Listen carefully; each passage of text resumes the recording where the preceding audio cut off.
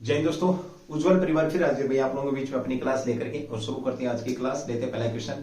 सवास भाई क्लास को ना एक बार शेयर कर देंगे, ठीक है। बहुत कम लोग क्लास को देख रहे हैं, चलिए जो भी है भाई, बट फिर भी क्लास को शेयर करने की कोशिश करना, अगर कष्ट नहीं होता है तो भाई। चलिए शुरू करते हैं आज का पहला क्वेश्चन, जो आपका intelligence artificial intelligence in defence संगोष्ठी हुई है, वो चर्चा में कहां पर हुई है उसके ऊपर बात करेंगे। तो लेते हैं पहला ही क्वेश्चन भाई आपका। AID आपका क्या AIDEF चर्चा में है,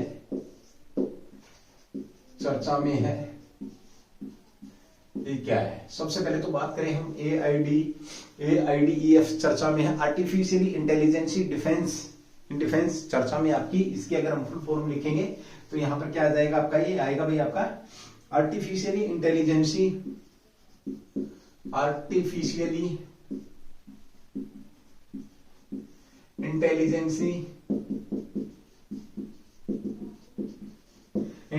इन डिफेंस।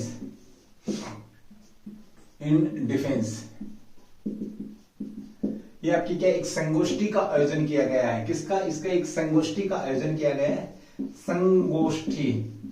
संगोष्ठी तथा प्रदर्शनी का आयोजन किया गया है। कहां पर किया गया है ये पूछे आपका, तो दिल्ली के अंदर, नई दिल्ली के अंदर इसका क्या किया गया भाई, प्रदर्शन किया गया है। ये भी याद रखेंगे यहां पर। और अगर मैं बात करूं दिल्ली के अंदर ये आपका प्रदर्शन किया गया, नई दिल्ली के अंदर इसका संगोष्ठी का आयोजन किया गया है, तो किसके द्वारा? तो रक्षा मंत्री कौन आपके, रक्षा मंत्री की अगर मैं बात करता हूं तो राजनाथ सिंह द्वारा इसका क्या किया गया है, उद्घाटन या शुभारंभ किसके द्वारा भी? राजनाथ सिंह के द्वारा भी। किसके द्वारा? आपका राजनाथ सिंह के द्वारा किया गया है, ठीक है। ओके, यही पर हम बात करते हैं। राजनाथ सिंह जो आपके हैं, ये कहां से MP है, मेंबर ऑफ पार्लियामेंट है। कहां से भाई ये आपके? तो ये आपके हैं लखनऊ से आपके क्या है, ये मेंबर ऑफ पार्लियामेंट है राजनाथ सिंह। याद रखना, इन्होंने ही आपकी क्या अग्निवीर की भी घोषणा किसने करी? इन्होंने किया। अग्नि जो वीर हैं आपके, अग्निवीर की घोषणा भी इन्होंने करी, जो कि आपके पीछे बहुत ज्यादा चर्चा के अंदर रही है। लखनऊ की अगर हम बात करते हैं तो लखनऊ अभी हाल ही में कल परसों आपका चर्चा में था। लखनऊ चर्चा में क्यों था भाई? देखिए, हमने यहाँ पर बात करी AIDEF चर्चा में आपका आर्टिफिशियल इंटेलिजेंस इन डिफेंस का संगोष्ठी का आयोजन किया गया। कहां पर? नई दिल्ली के अंदर किया गया है।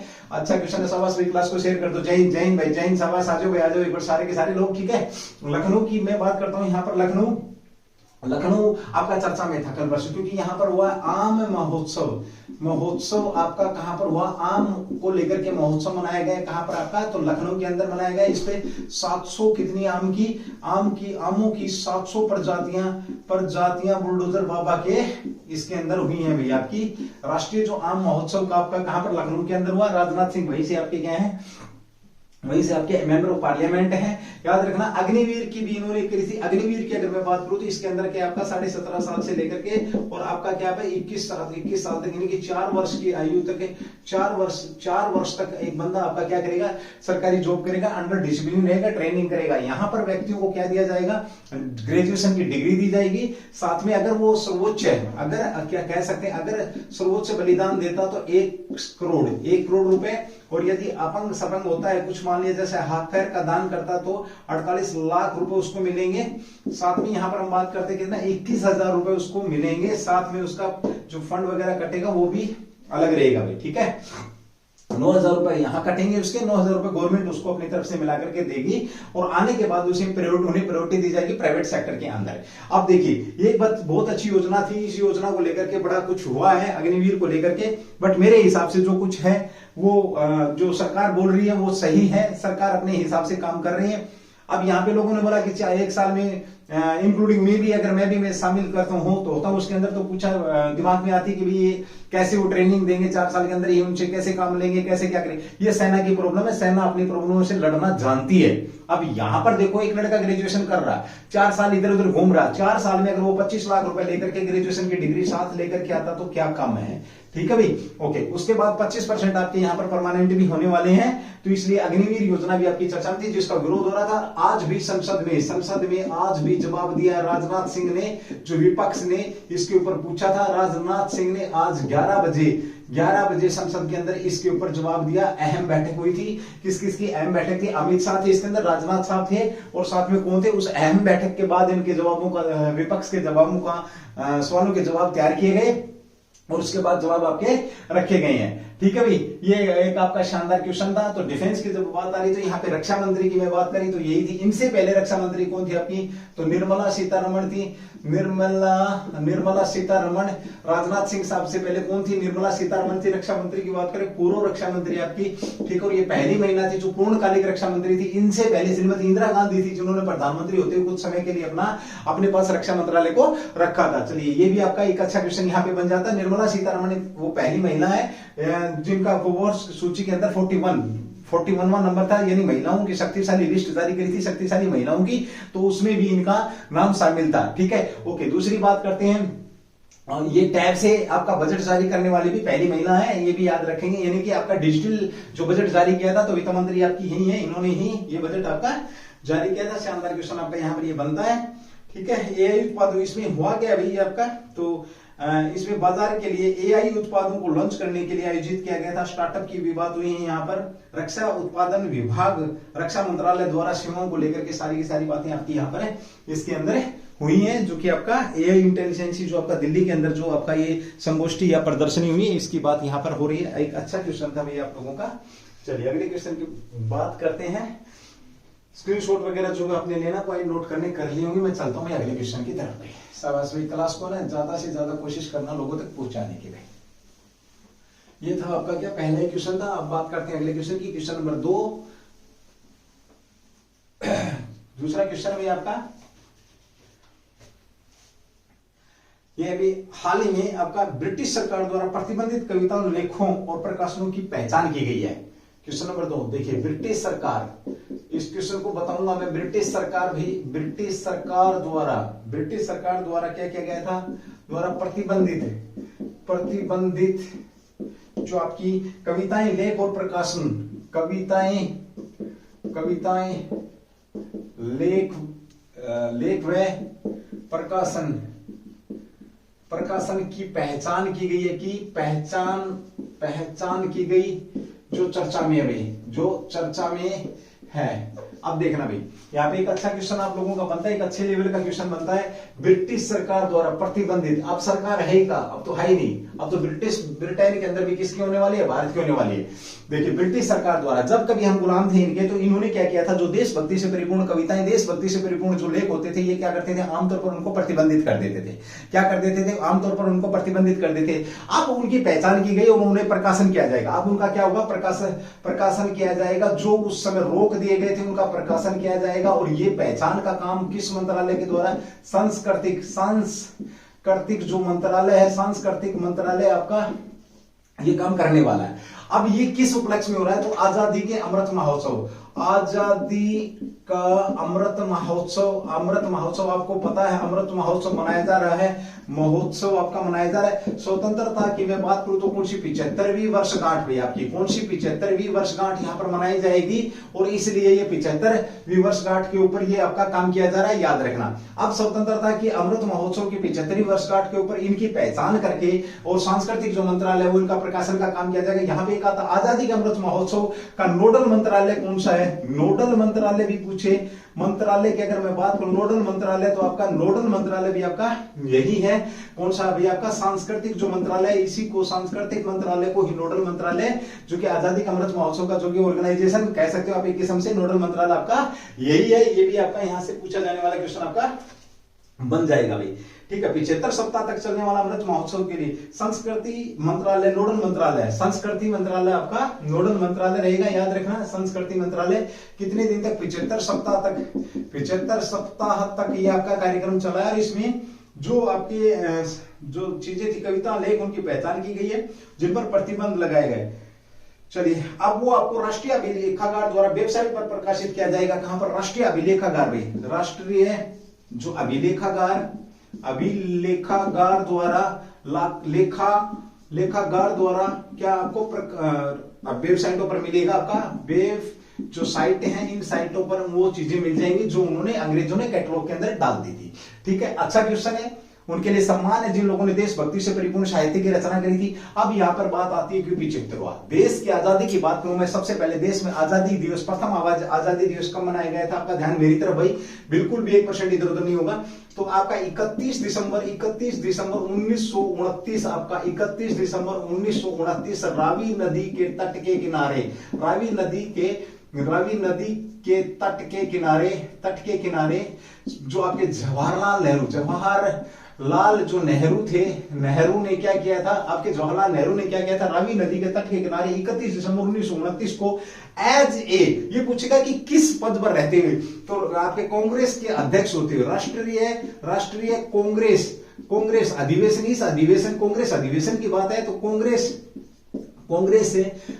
अधिवेशन के अध्यक्ष के तौर पर इन्होंने क्या किया था भाई? राष्ट्रीय कांग्रेस अधिवेशन अध्यक्ष के तौर पर, जो कि आपका 31 दिसंबर 1929 को हुआ था, पंडित जवाहरलाल नेहरू ने यह बोला था कि आज के बाद हम आने वाली 26 जनवरी को क्या मनाएंगे? 26 जनवरी को हम स्वतंत्रता दिवस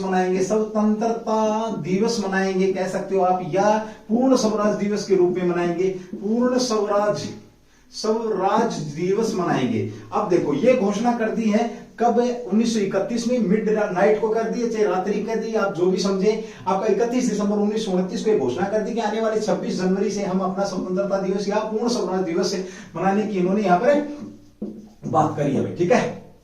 ओके, अब जब ये बात हुई है यहां पर, तो अब हुआ क्या कि 15 अगस्त 1947 को आपका 14 अगस्त में आपकी मिडनाइट में जो ट्रुथ विद डायनेस्टी करके जो उन्होंने अपना एक भाषण दिया था रात को 12 बजे, जब पूरी दुनिया सो रही थी, पंडित जवाहरलाल नेहरू ने अपना भाषण दिया, जो देश खुशियां मना रहा था आजादी की। तो आजाद हुआ, हम आजाद हो गए 15 अगस्त 1947। ध्यान रखना, अगर पूछ लिया आप लोगों से कि पहला स्वतंत्रता दिवस मनाने की घोषणा तो 31 दिसंबर 1931 मनाया कब गया? 26 जनवरी 1930 को मनाया गया, 26 जनवरी 1930 को मनाया गया। अब यहां पर एक पंगा फंस गया। पंगा क्या फंस गया? देश हो गया आजाद 15 अगस्त 1947 को, 1947 को। अब डेट के महत्व को बरकरार रखने के लिए यहां पर देखना भाई, डेट के जो लोग पुराने हैं उन्हें पता है, काफी बार ये रिवीजन में भी, रिपीटेशन में भी, किसी भी क्वेश्चन को रिपीटेशन में लाने का मतलब ये होता है कि आपको ज्यादा से ज्यादा बार उस क्वेश्चन को सुनाया जा सके, ताकि वो पक्का रहे। जब भी आप बोलने की कोशिश करते हैं, मैं उस क्वेश्चन को आपके बीच में लेकर के आ ही जाता हूं। चलिए, अब यहां पर बात होती है कि आपका जो संविधान है, संविधान आपका 2 वर्ष 11 महीने 18 दिन में लिख करके तैयार हो गया था। आपका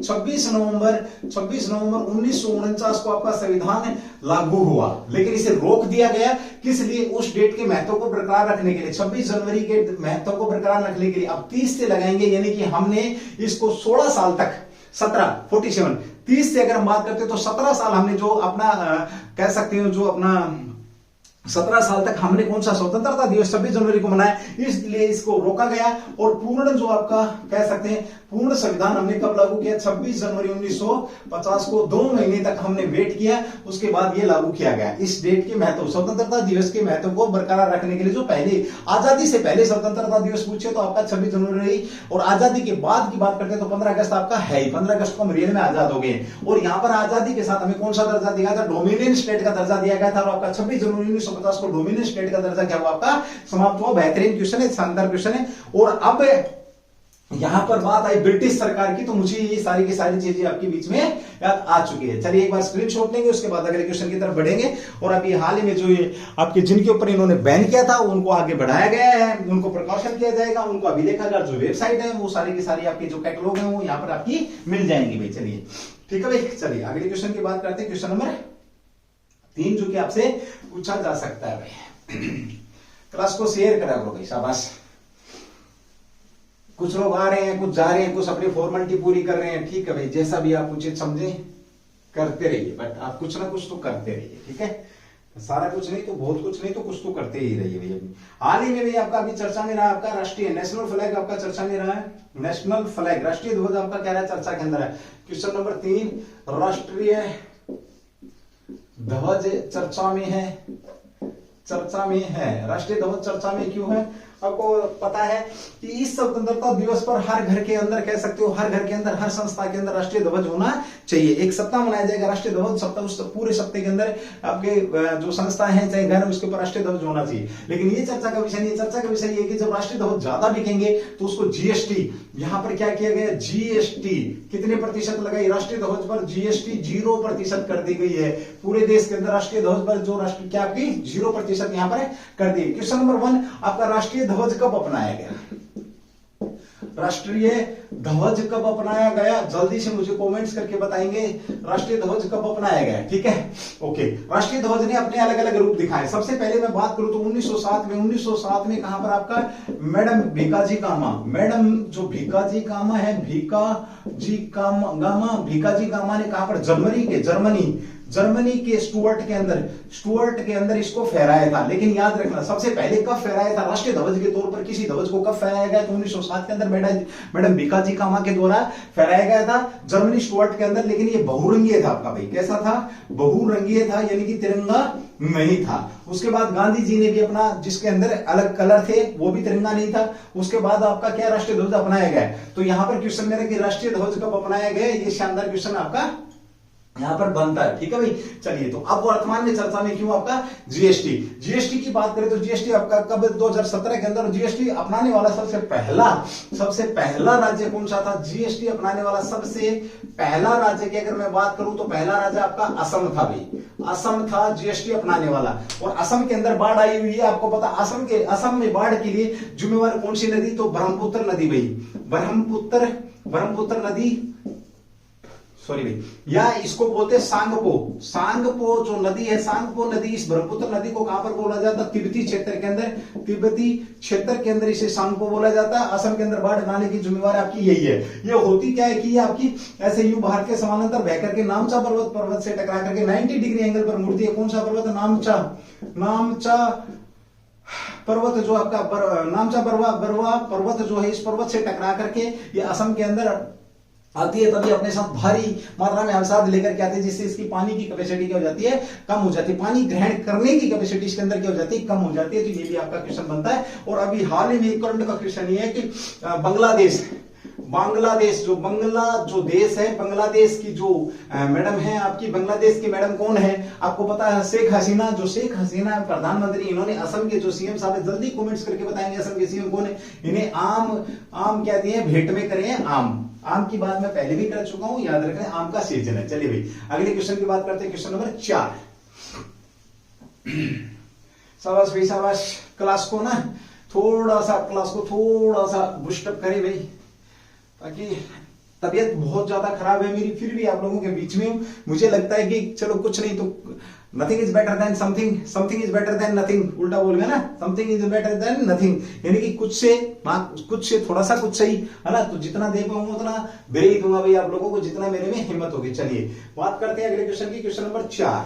यहां पर होता है आपका क्वेश्चन 4, विश्व शांति फोरम। चलिए आपके प्रदीप कुमार रावत चर्चा में है, प्रदीप कुमार रावत। चलिए भाई क्वेश्चन नंबर 4 आपके प्रदीप कुमार रावत आपके चर्चा में है। ये कौन है, चलिए सबसे पहले बात करें प्रदीप कुमार रावत चर्चा में है तो ये है कौन सा। इससे पहले कि मैं बताऊं ये कौन है, आप सुनेंगे, क्योंकि आपके एक जगह पर भागीदारी निभा रहे हैं, देश का प्रतिनिधित्व कर रहे हैं, देश को रिप्रेजेंट कर रहे हैं। सबसे पहले भाई आपके ये राजदूत हैं प्रदीप कुमार रावत, और ये चर्चा में शामिल हुए। कौन से, विश्व शांति फोरम एक आयोजन हुआ है, विश्व शांति जो आपका फोरम है, ये फोरम 2022 में राजदूत आपके कौन, प्रदीप कुमार आपके इसके अंदर क्या हुए, शामिल हुए हैं। जो चर्चा यहां पर हुई है इसके अंदर ये आपके शामिल हुए भारत की तरफ से भाई। और इन्होंने किस बात पर, ब्रिक्स देश के साथ मिलकर दुनिया के लिए योगदान देने की बात कही है। इसने चर्चा में क्या कहा है, ब्रिक्स देशों के साथ मिलकर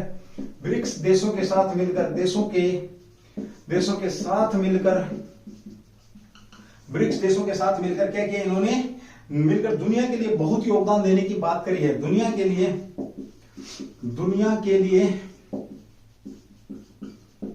बहुत योगदान देने की बात करी है। ये भी आपके बीच में क्वेश्चन यहां पर बनता है। ठीक है भाई, चलिए, प्रदीप कुमार की बात करी, चर्चा में राजदूत हैं आपके, विश्व शांति फोरम 2022 के अंदर ये आपकी चर्चा के अंदर शामिल हो रहे हैं, ये भी आपको मालूम होना चाहिए। ठीक है, चलिए अगले क्वेश्चन की बात करते हैं। जब थोड़ा सा बात आता है चीन की, तो चीन की राजधानी आपको पता है कौन सी? बीजिंग है।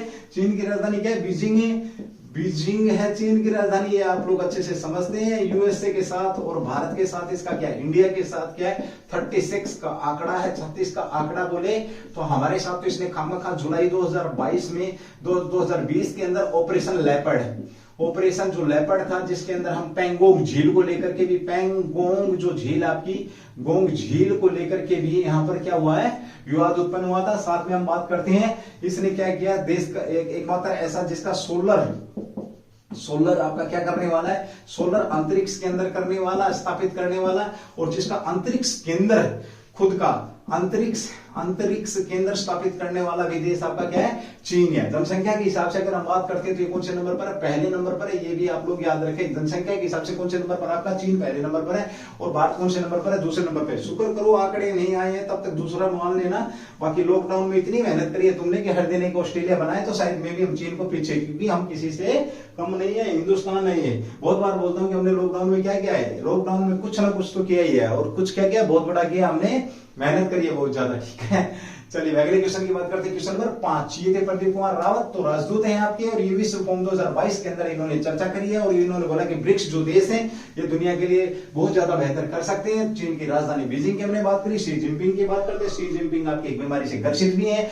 साथ ही साथ इन्होंने एक श्रीलंका की बंदरगाह ली, और श्रीलंका की अगर मैं बात करूं तो इनडायरेक्ट रूप से कहीं ना कहीं आपका ये जिम्मेवार है कौन? चीन भाई साहब आपका जिम्मेवार है श्रीलंका को आज इस स्थिति में पहुंचाने वाला, क्योंकि जो सौदा इन्होंने किया था, जो समझौता इन्होंने बंदरगाह को लेकर के किया था, उसमें श्रीलंका को बहुत बड़ा घाटा हुआ था, जिसको लेकर के चलते हुए आपके यहां पर क्या हुआ, जो स्थिति आज देखने को मिल रही है हमें, वो सारी की सारी देन लगभग मैं कह सकता हूं किसकी? आपकी श्रीलंका की रही है। साथ में एक बात और करूं, अब दूसरा देश इसी स्थिति में पहुंचने वाला आपका कौन सा है?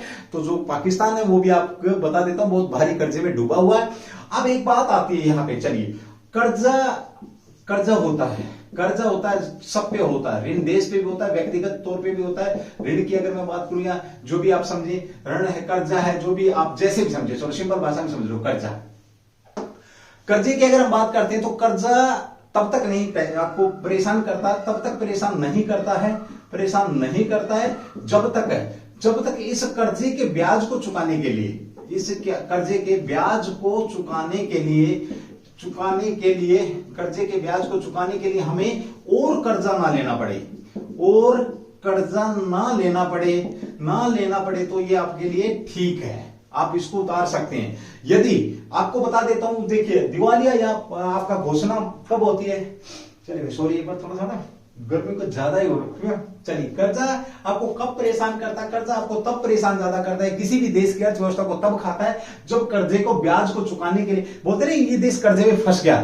तो कर्जे में फंसना क्या होता है कि ब्याज की रकम को चुकाने के लिए दोबारा से कर्जा लेना पड़े, तो ये समझना कि ये कर्ज के भंवर में फंस चुका है। ठीक है, अब फॉर एग्जांपल मान लिया 1 लाख करोड़ का एक देश ने 1 लाख CR का कर्जा लिया, इसका जो 1 लाख CR का, इसका यहां पर 50 लाख क्या बना? ब्याज बना भाई, 50 लाख ब्याज बना, और 50 लाख ब्याज देने के लिए इसकी किस्त मान लो पर ईयर ये आपका 1 साल का जो ब्याज है वो 50 लाख बना। अब 50 लाख देने को नहीं है, तो इसके लिए भी 50 लाख ब्याज मान लिया। ये कर्जा लिया आपने यूएसए से, और 50 लाख कर्जा लिया आपने कहां से? भारत से लिया भाई, भारत से।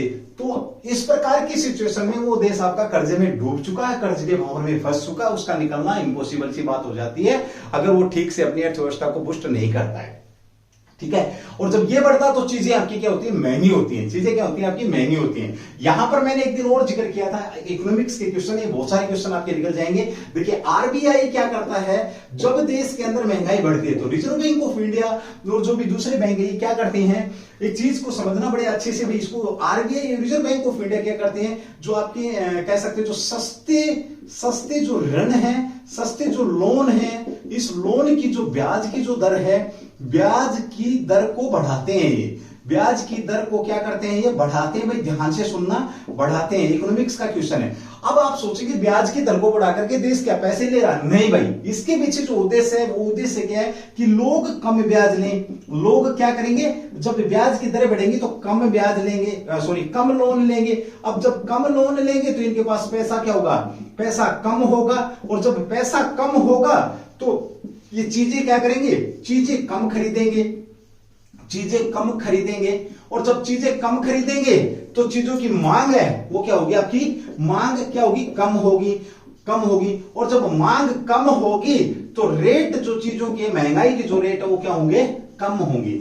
दुनिया के अंदर इस फंडे के अलावा महंगाई को कम करने का और कोई फंडा होता ही नहीं है, और ये जितने भी जो देशों के मेन बैंक हैं वो इसको अपनाते हैं। तो मैंने यहाँ पे दो बातें करी आपको, एक हमने किसकी करी, आपकी कर्जा, या जिसको कह सकते हैं कर्ज के भौर में फंसा हुआ व्यक्ति या देश कौन सा होता है जो ब्याज को चुकाने के लिए दोबारा से कर्जा लेता है। दूसरी बात करी हमने महंगाई की, तो महंगाई कैसे कम होती है, जब आपकी लोन की दरें बढ़ती हैं, और आमतौर पर यही होता है जब आपका नॉर्मल हो जाता है सब कुछ, तो फिर क्या होता है, आपकी जो बैंक के जो ब्याज हैं वो क्या कर दी जाती है, कम कर दी जाती है। चलिए भाई अगले क्वेश्चन की बात करते हैं, क्वेश्चन नंबर 5 पे। आज आपका कितना तारीख है भाई, कितना तारीख है, 11 जुलाई। चलो भाई अच्छा क्वेश्चन आपके बीच में आ जाएगा, ठीक है। क्वेश्चन नंबर 5 जिसको लेकर के हमें बात करने वाले हैं आपका,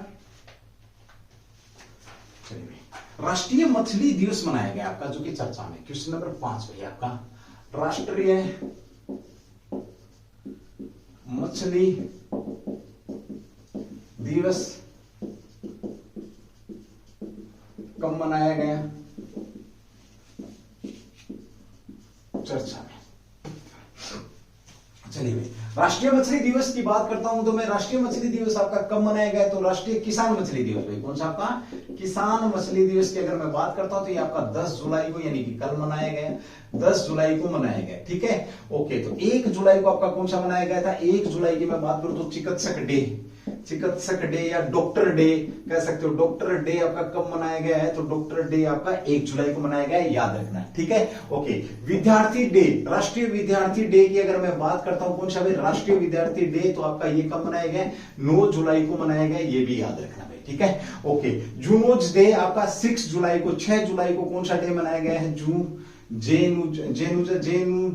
जेनुजा जो डे आपका ये मनाया गया है, 6 जुलाई को आपका ये दिवस मनाया गया है, ठीक है। ओके, 11 जुलाई को कौन सा, यानी कि आज कौन सा दिवस मनाया जाएगा जिसकी हम बात करेंगे, तो वो विश्व जनसंख्या दिवस यहां पर मनाया जाएगा। तो यहां हम थोड़ी सी बात करते हैं किसकी, मछली की। देश के अंदर सबसे ज्यादा मछली उत्पादन करने वाला आपका कौन सा है, तो तमिलनाडु भाई, कौन सा आपका, तमिल जो नाडु है, तमिलनाडु क्या देश में सबसे ज्यादा मछली उत्पादन करने वाले की बात करूं तो आपका यही उत्पादन करता भाई आपका है, मछली उत्पादन करता है, यही है। मछली पालन को क्या बोला जाता है, जल्दी से बताएं मुझे, जैसे केचुआ पालन को वर्मी कल्चर बोला जाता है, एग्रीकल्चर, कृषि को एग्रीकल्चर बोला जाता है, इसी प्रकार से मछली पालन, मधुमक्खी पालन को एपीकल्चर बोला जाता है। तो मछली पालन को कौन सा कल्चर बोला जाता है, जल्दी से कमेंट्स करके मुझे बताएंगे। अब बात आती तमिलनाडु की, हाल ही में किस देश ने तमिलनाडु के साथ तकनीकी साझा करने का समझौता किया, किसका भाई,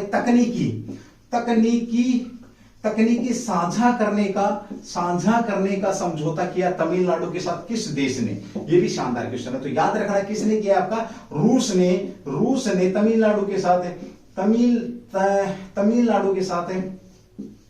तमिलनाडु के साथ एक समझौता किया, और तकनीकी आपस में यानी कि जो साइंस टेक्नोलॉजी उसको साझा किया, किसने भाई, आपका रूस ने। रूस की बात करते तो रूस सोवियत संघ के नाम से कब जाना जाता था, 1991 से पहले इसे सोवियत संघ के नाम से जाना जाता था। उसके बाद इसका विघटन हुआ और इसके टुकड़े कर दिए गए। आज आपका जो रूस है, रूस की राजधानी क्या है, मॉस्को है, मॉस्को की बात करें, और साथ में युद्ध चल रहा है यूक्रेन के साथ इसकी राजधानी क्या है, कीव है, और काफी दिन से लगभग 4 महीने के आसपास हो रहा मॉस्को और कीव के बीच में युद्ध होते हुए।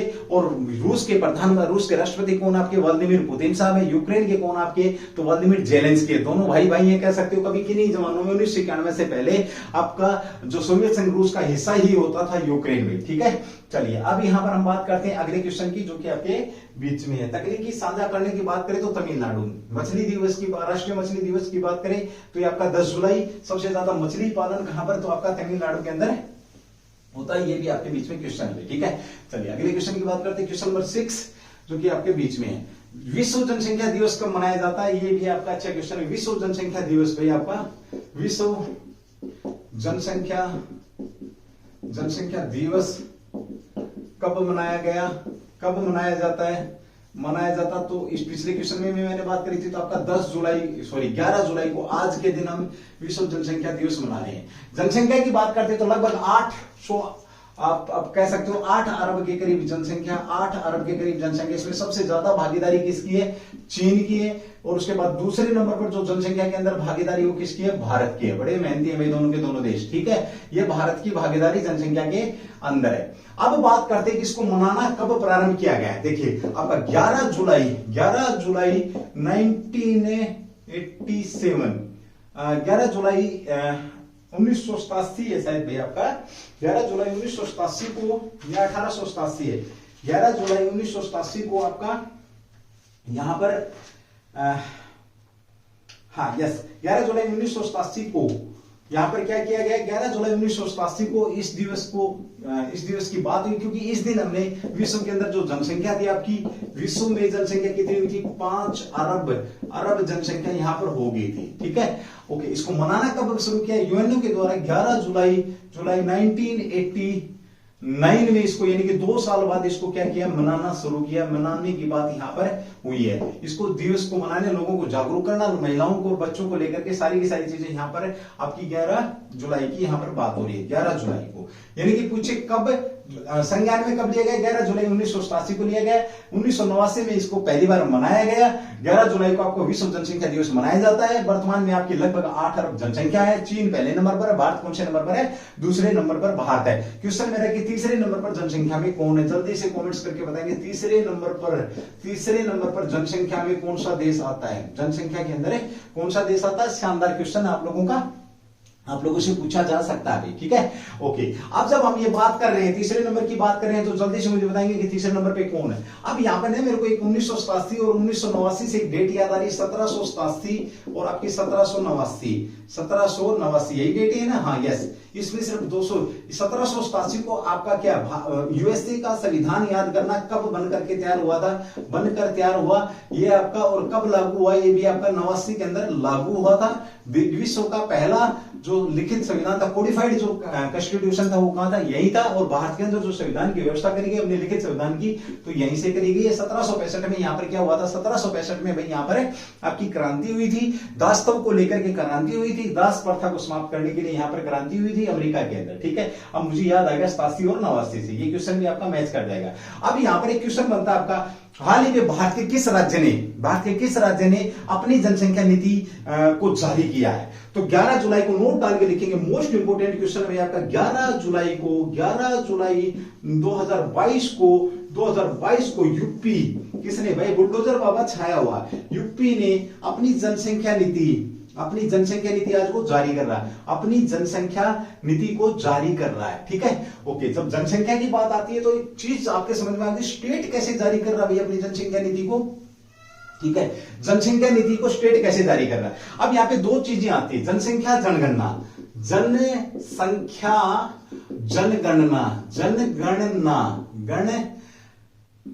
देखो, अगर हम बात करते हैं जनसंख्या की और अगर हम बात करते हैं तो जनगणना की। अब यहां से ध्यान से सुनना भी मेरी बात को आप, ठीक है। जनसंख्या की अगर हम बात करते हैं तो जनसंख्या आपका किस सूची के अंदर आता है? इस जनसंख्या को लेकर के आपका राज्य और आपका केंद्र, राज्य प्लस आपका केंद्र, दोनों के दोनों आपके क्या बना सकते हैं? समवर्ती सूची का विषय कानून बना सकते हैं। समवर्ती सूची का विषय है, इसलिए दोनों के दोनों क्या बना सकते हैं? जनसंख्या पर आपके कानून बना सकते हैं, याद रखना। इसलिए जनसंख्या की बात करी मैंने। जनसंख्या की जो नीति जारी कब करी गई? 11 जुलाई, आज के दिन आपका उत्तर प्रदेश नीति जारी करा, जनसंख्या नीति। और ये कब तक की बात कर रहा? 2022 से लेकर के और 30 के बीच की बात कर रहा है कि जनसंख्या को किस प्रकार से हमने नियंत्रण करना है, ठीक है। अगर हमने उच्च लेवल के जीवन को जीना तो थोड़ा सा जनसंख्या को क्या करना पड़ेगा? कंट्रोल करना पड़ेगा, क्योंकि जो हमारे पास सुविधाएं हैं वो क्या है? लिमिटेड है। ओके, जनगणना की बात करते हैं तो जनगणना आपका केंद्र सूची, यानी कि आपका संघ सूची का विषय है। संघ सूची का विषय, संघ सूची। अब जनसंख्या की बात आई है, जनगणना की बात आई है, तो देश के अंदर पहली जनसंख्या जनगणना कब हुई? मेयो के समय, लॉर्ड मेयो ने कराई थी। कब कराई थी लॉर्ड मेयो ने भाई? ये आपकी 1872 के अंदर यहां पर लॉर्ड मेयो के द्वारा करवाई गई थी। अब बात आती है रेगुलर जनसंख्या, 10 साल के बाद आपकी किसने? लॉर्ड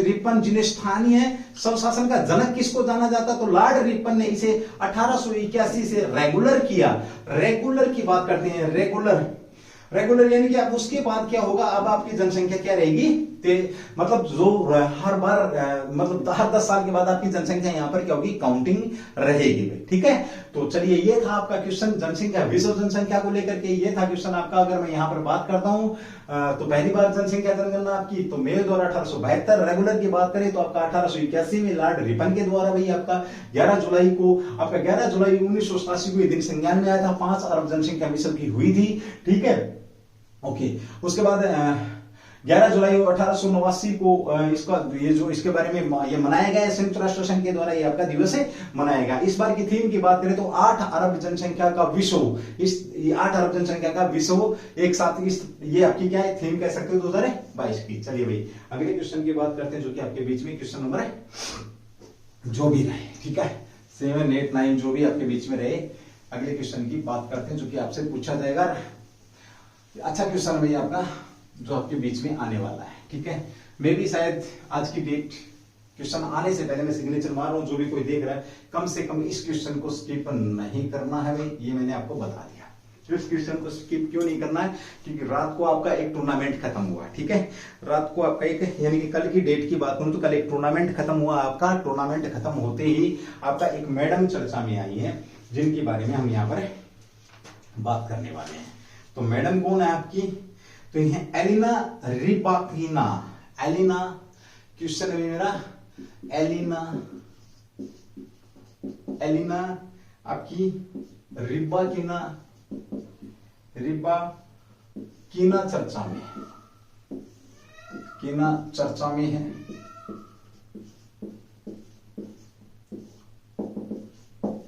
चलिए भाई ये चर्चा में क्यों है, एलिना जो आपका रिबाकिना है ये चर्चा में कौन है, तो जो आपकी सेट्टी की तरह, सेट्टी तो आपकी क्या बन गई है मिस वर्ल्ड। चलो कोई बात नहीं, इसकी बात करते हैं। एलिना रिबाकिना चर्चा में है तो ये भाई वो नहीं है, ये चर्चा में क्यों, ये आपकी टेनिस प्लेयर है, टेनिस प्लेयर है, टेनिस खिलाड़ी हैं, याद रखना। और आपको पता है ग्रैंड स्लैम इन्होंने जीता भाई, कौन सा ग्रैंड स्लैम इन्होंने जीता। ग्रैंड स्लैम होते हैं आपके ऑस्ट्रेलिया ओपन, ऑस्ट्रेलिया के अंदर, फ्रेंच ओपन, फ्रांस के अंदर, विंबलडन ओपन आपका चल रहा था, और ये आपका अमेरिका ओपन, विंबलडन ओपन की आपकी ग्रैंड स्लैम इन्होंने जीता है। अब विंबलडन ओपन को लेकर के अगर मैं बात करूं तो तीसरे नंबर का, सबसे पहले तो ये आपका कौन सा, ये तीसरे नंबर का, 4 ही हैं आपके टेनिस के, जो आपके टेनिस के 4 हैं जो आपके ग्रैंड स्लैम हैं और आपके फेमस भी हैं। बात करते हैं यहाँ पर तीसरे नंबर का आपका, ये आपका तीसरे नंबर का कप है, ग्रैंड स्लैम है। ग्रैंड स्लैम कौन से नंबर का, तीसरे नंबर का ग्रैंड स्लैम है भाई आपका, ये स्लैम है, याद रखना। ओके, अब बात करते हैं ये किस तरीके के फॉर्मेट में खेला जाता, तो ये आपका लोन फॉर्मेट में आपका ये खेला जाता है, फॉर्मेट में यानी कि घास के ऊपर आपका ये खेला जाता है, सैंड भी होता है, लोन भी होता है। ठीक है, सैंड टेनिस, लोन टेनिस। और सबसे पुराना, हाँ एक चीज और, सबसे पुराना अगर ग्रैंड स्लैम पूछे तो आपका यही है, सबसे जो पुराना है ये आपका यही है। ठीक है, अब बात आती है ये कल आपका समाप्त हुआ है, कल आपका समाप्त हुआ। अब नवंबर दिसंबर में कौन सा होने वाला है, देखो जनवरी फरवरी में आपका ये होता है, अप्रैल मई में आपका ये होता है, जुलाई अगस्त के करीब ये होता है आपका, और अक्टूबर नवंबर के करीब आपका ये होता है, आगे पीछे होते हैं। एक साल के अंदर आपके ये 4 होते हैं, ये याद रखना। Australia open, French open, Wimbledon open और यूएस ओपन, ये 4 ग्रैंड स्लैम है आपके। और अब ये जो एलिना आपकी रिबाकिना है ये चर्चा में क्यों, इन्होंने ग्रैंड स्लैम जीता भाई, grand slam, Wimbledon grand slam जीता। इन्होंने क्या किया है, विंबलडन ग्रैंड स्लैम इन्होंने क्या किया, जीता है। ठीक है, पहली बार जीता इन्होंने, पहली बार में नहीं थी फाइनल में पहुंचने वाली। ठीक है, पहली बार इन्होंने ग्रैंड स्लैम जीता, इसलिए चर्चा के अंदर। सातवीं मैं बात करता हूं आपकी, तो देखिए एशिया की पहली महिला जिन्होंने ये जीता तो कौन है आपकी, ये एशिया की ऐसा करने वाली, एशिया की पहली महिला है, पहली महिला जिन्होंने ये जीता, एशिया की पहली महिला, याद रखना भैया। ठीक है, ओके। इन्होंने हराया किसको है, अगर हम ये बात करें तो हराया है इन्होंने ट्यूनिशिया की है, जो आपकी उपविजेता पूछे आपकी, तो ये है आपकी ओस जेम्बुर, ओस जेम्बूर को इन्होंने हराया। किसको? ये आपकी ट्यूनिशिया की है। कहां की है? ट्यूनिशिया की है आपकी, इनको हराया है। दोनों की दोनों पहली बार पहुंची है फाइनल के अंदर। तो विजेता कौन होगी? आपकी एलिना। कहां की पहली आपकी ये? तो एशिया की पहली महिला पहली बार फाइनल में पहुंची है। उसके बाद ओस जेबूर आपकी जेबूर है, ओन्स जेबूर है, ये आपकी ट्यूनिशिया की है। अफ्रीका की पहली महिला फाइनल में पहुंचने वाली, अफ्रीका की, ये अफ्रीका की है, अफ्रीका की पहली महिला है फाइनल के अंदर पहुंचने वाली। ये भी आपके बीच में क्वेश्चन यहां पर है बनता है। ठीक है, ओके। अब ये तो थी महिलाओं की बात, चर्चा में क्यों थी महिला, ये भी बात होगी। अब आप लोगों से पूछा जाएगा कि विंबलडन पुरुष वर्ग में किसने जीता आपका?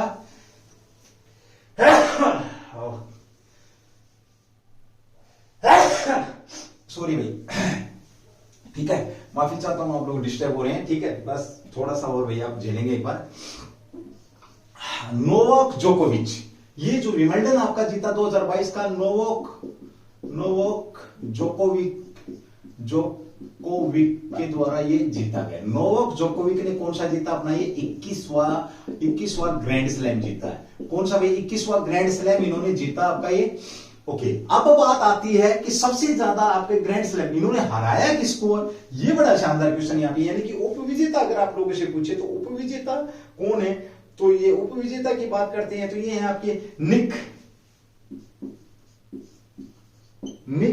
आपके ये कर्गियोस हैं, जो आपके कहां के हैं? ये आपके ऑस्ट्रेलिया के हैं, ऑस्ट्रेलिया के हैं। इनको हराया है, या उपविजेता पूछे। और ये कहां के? आपके सर्बिया के, भी सर्बिया के हैं आपके।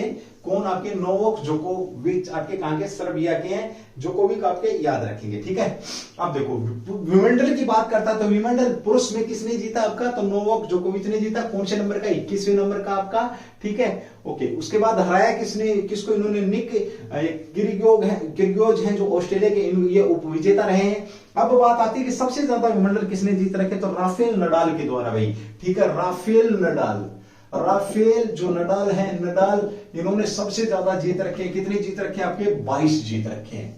22 राफेल नडाल ने जीत रखे हैं। इस बार क्या हुआ? हार गए। इस बार भी इनको है ना कुछ चोट लग गई, इस वजह से ये खेल नहीं पाए ज्यादा और मैच के बीच से ही बाहर हो गए। ये भी याद रखेंगे। ठीक है, ओके। उसके बाद बात करते हैं तीसरे नंबर पर कौन आते हैं? Roger Federer. देखो पहले नंबर पर आपके राफेल नडाल, इन्होंने कितने स्लैम जीत रखे? 22 जीत रखे हैं। उसके बाद आपके नोवाक जोकोविच 21, रोजर फेडरर आपके जो रोजर हैं इन्होंने कितने जीत रखे? 20। और 3 ही खिलाड़ी हैं जिन्होंने 20 से ज्यादा यहाँ पर जीत रखे हैं। और इसकी बात करें, इसका स्टार्टअप कब हुआ था पहली बार? तो 1877 में आपका विंबलडन की आरंभ की बात करते तो आपका 1877 के अंदर आपका आरंभ हुआ। याद रखेंगे। चलिए ठीक है, ओके भाई। थोड़ा सा तबीयत ढीली है, यहीं पे आज की क्लास को समाप्त करते हैं। उज्जवल परिवार आप लोगों के बीच में इसी प्रकार से क्लास लेकर के आता रहेगा। जो लोग क्लास के अंदर थे या जो क्लास के अंदर हाजिरी लगा गया, जिन्होंने नहीं हाजिरी लगाई, सबके लिए मेरा थैंक यू। क्योंकि भाई ये तो वो खेल है, जो खेलेगा वही जीतेगा। ये तो वो खेला है, जो मेहनत करेगा वही जीतेगा। जब मैं आपके लिए इतना पसीना बहा सकता हूं तो आप जरूर अपने लिए कुछ ना कुछ करेंगे। Thank you. जय हिंद, जय Bharat, do the best way.